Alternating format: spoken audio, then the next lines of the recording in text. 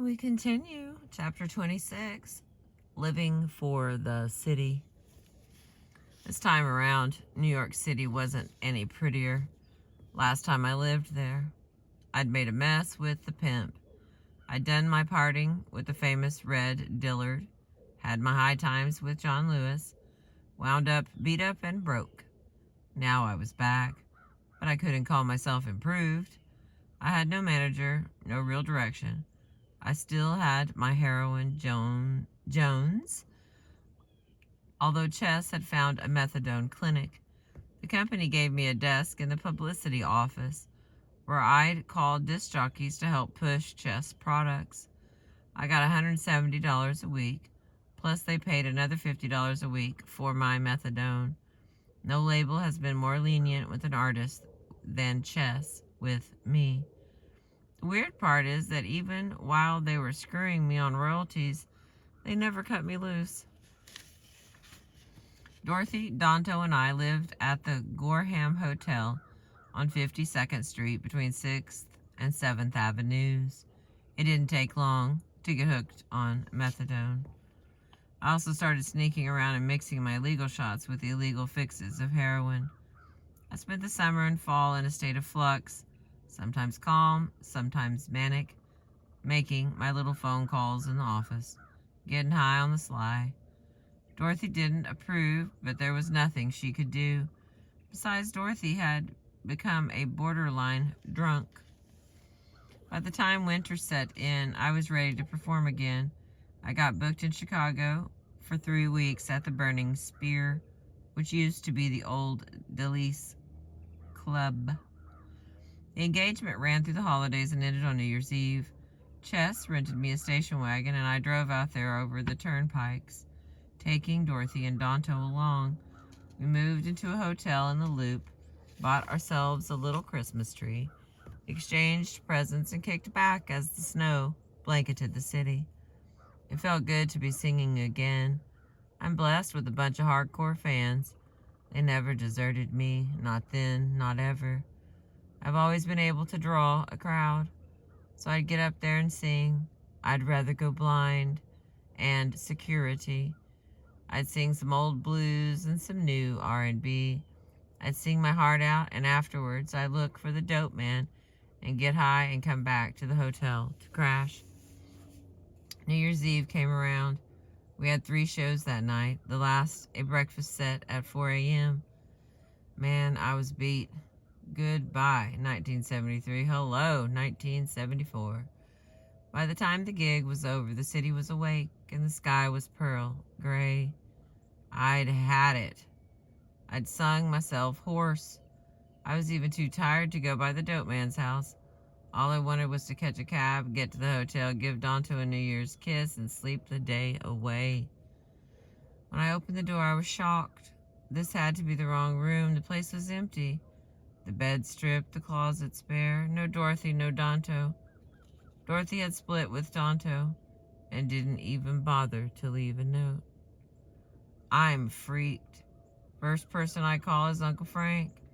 Does he know anything? He didn't. Etta, he asked, why do you keep letting that woman run off with your child? I didn't have an answer. All I think is how much I want Uncle Frank to be my father, how much I love the man, but now there's nothing he can do. I threw the couple of rags Dorothy had left me in the closet, went out to cope some dope, and drove the rented car back to New York, stopping every hour to call Uncle Frank for news. It wasn't until I reached Manhattan that he'd heard something. Your mother and Danto are in Denver, he said. They put her off the bus at the Greyhound station in Denver. Seems as though she ran out of money. Right then and there, I saw what was happening. Dorothy was using Danto to repeat history. This whole thing was a playbook of what happened to me after Mama Lou died. Just as Dorothy came and swooped me up back then, now she was swooping up Danto. And just as she only had enough money to get 2/3 through the trip, the driver had thrown us off in Fresno. She ran out of money in exactly the same way. It was Frank who saved us in Fresno. It was Frank. doing the saving in Denver.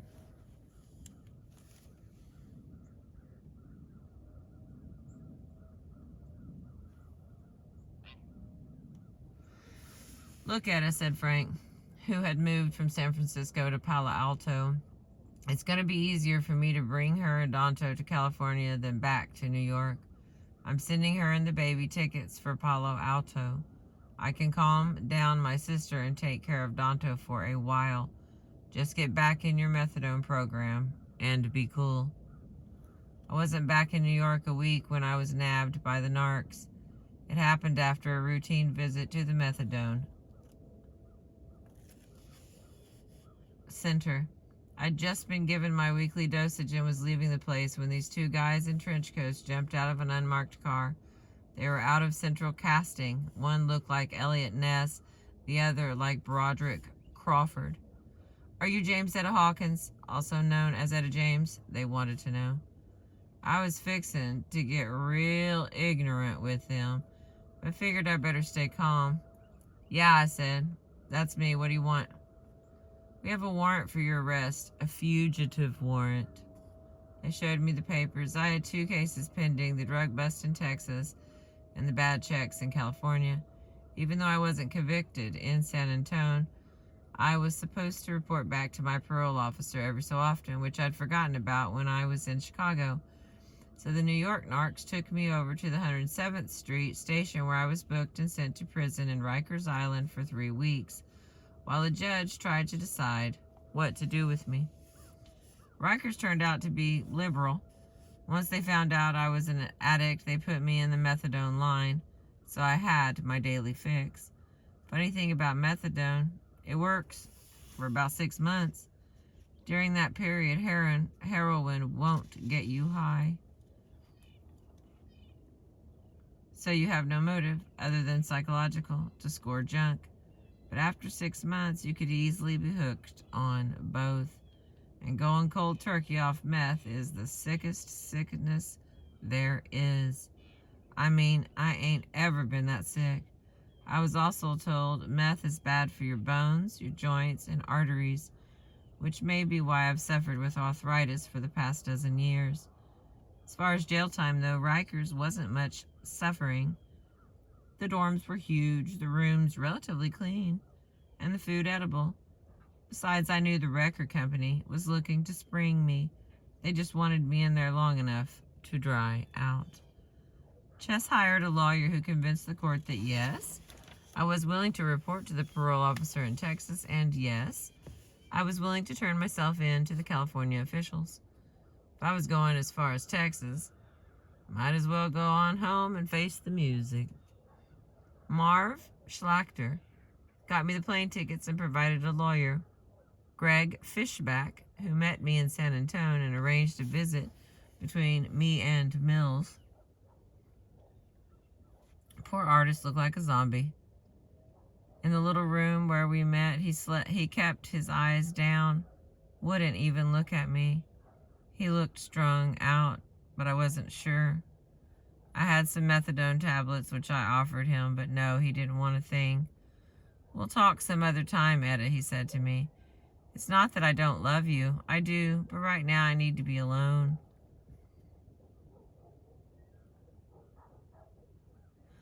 With that, I left my husband and appeared before the parole board. Once I proved to them I was on my way back to LA to deal with these bad check charges, they let me go. With Danto and Dorothy still in Palo Alto, I moved into the fort. The fort stood steady during all the unsteady times in my life. Thanks to Leonard Chess and Uncle Frank, the fort was my protection against the cold. Back in South Central, while my lawyer tried to work out some sort of deal with the courts, I went to the studio and recorded a new batch of material. Musically and otherwise, I was ready for change. Next story. Gabriel Meckler was a Hungarian-born French Jew with big musical ears and a keen sense of direction. He'd worked with Steppenwolf and produced Three Dog Night, who had hits with Mama Told Me Not to Come and Joy to the World. He wanted to usher me into the rock era. Sounded right to me.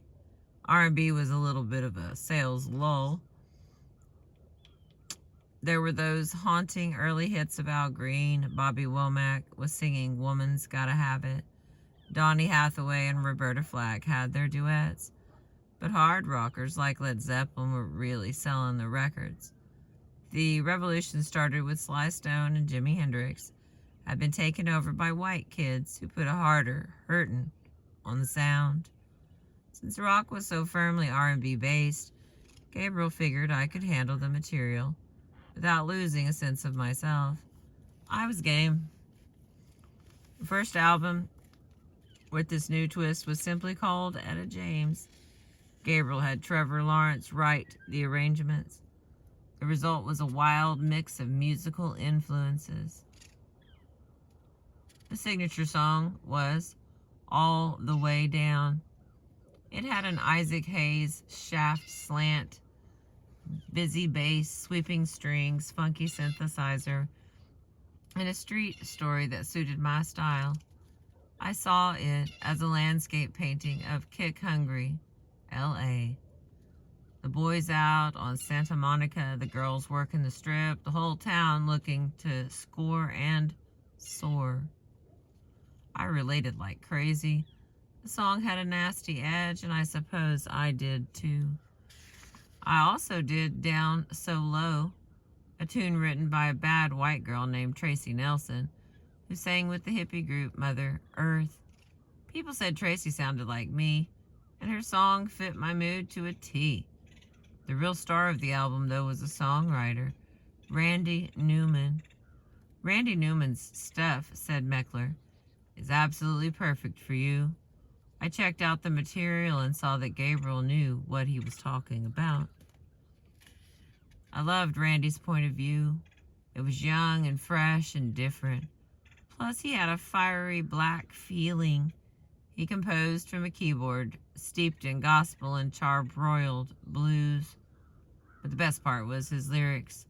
Sail Away, for example, was the ironic take on the slavery trade coming to America, an angry epic that also managed to be beautiful. In America, wrote Randy, dripping with sarcasm, every man is free to take care of his home and his family. I dug the song for its rebellious spirit and reverse patriotism. God's Song had a similarly skeptical attitude toward the Bible. But my favorite, the third Randy Newman song on the record, was You Can Leave Your Hat On. Oh my God, I love that song. I dug the tune, not just for the sneak and creep around the corner groove, but for the story. The story's a mother. Randy's view of love, Randy's view of everything is different. There's a hint of danger and intrigue. Leave your hat on. Ain't nothing but slow seduction, with me telling my man just how to undress. I like a song where the woman's telling the man what to do. She wants him to leave the lights on, to take off his shoes, to stand on a chair, raise his arms up and shake them high in the air. She wants him to strip, article by article. But listen here, baby, you better leave your hat on. Randy Newman cracks me up, and today, 20 years later, I'm still singing his witty, wild-ass song. Looking back at it, the Etta James album wasn't really as rock as Meckler might have meant, but it was a start in that direction. Otis Redding was still on my mind. I know because I sang his Just One More Day, a song that always breaks my heart. I think about Just One More Day for Otis and Sam Cooke and Jesse Blevin. One more day for the beautiful soul singers who shaped the sound of rock but never lived to enjoy the fruits of their amazing labor. And that is the end of chapter 26. Thank you for being with me today. I appreciate you. Still reading to you from Etta James, Rage to Survive.